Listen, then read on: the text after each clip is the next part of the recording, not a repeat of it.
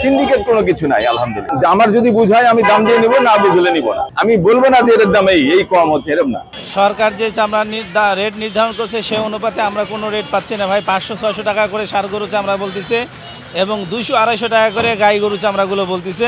আমরা লিয়ে শুনু 18 পিস 850 করে বেচনু, আর 45 পিস লিয়ে শুনু খাসি বেচেছি 40 টাকা করে। না লাভ হয়নি, লস খুবই খারাপ। আর মানে মাঠে আমরা এইসব দামে পাইনি।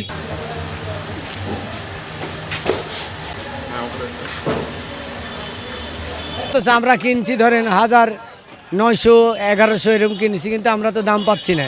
আমাদেরকে সরকারি টিভিতে খবর দিল দাম চামড়ার দাম বেশি, কিন্তু সে মোতাবেক আমরা চামড়ার দাম পাচ্ছি না। 500 600 700 দাম কয়, তা আমরা চামড়া লস খাই যাচ্ছি। না অবশ্যই সিন্ডিকেট থাকলে আমি ইচ্ছা মতো দামে কিনতে পারতাম। একটা দাম হয়তো বাড়তি রেটে সব কেনা বেচা শুরু করলে আমাদেরকে ওই দামে কিনা লাগতো। যদি একটা কাঁচা চামড়া 900 950 টাকা দিয়ে কিনি, ভালো মানের, যেটা ভালো অক্স, সে কাঁচা চামড়া যদি কিনে আমার 250 টাকা মিনিমাম লবণ খরচ আছে। সরকার বলে দিয়েছে ঢাকার বাইরে 1150 টাকা।